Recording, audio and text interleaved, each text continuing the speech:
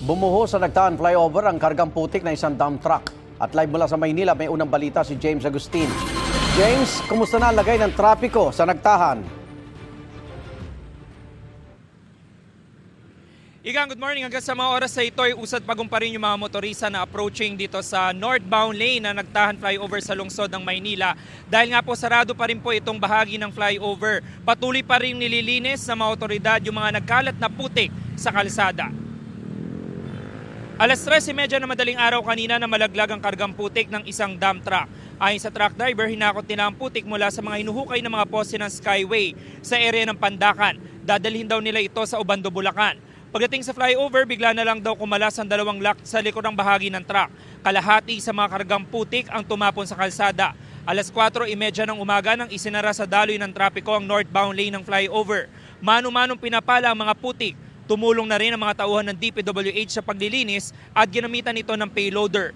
Maaga rin tumukod ang traffic sa northbound lane na ang tail end ay umabot na raw sa Osmeña Highway ayon sa MMDA. Ipit sa traffic ang ilang motorista na malilate na raw sa kanilang pupuntahan.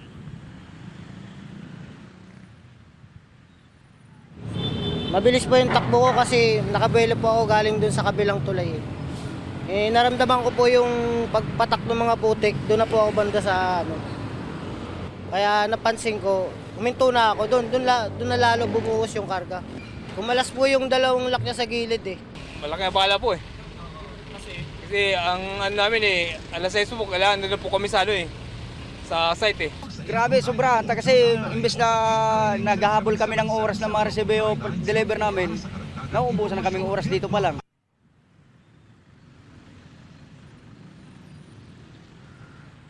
Samantala, Igan, ayan na po yung nakikita natin ngayon na paglilinis sa mga tauhan ng DPWH. Huling part na po yan nung clearing operations dahil yun na yung bahagi na kung saan huminto yung dump truck kanina.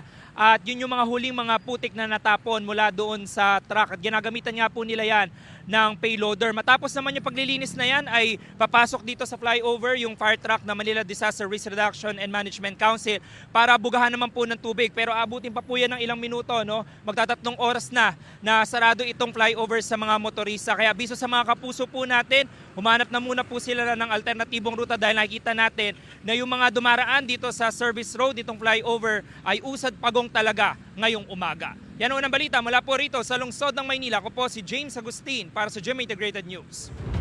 Igan, mauna ka sa mga balita, mag-subscribe na sa GMA Integrated News sa YouTube para sa iba't ibang ulat sa ating bansa.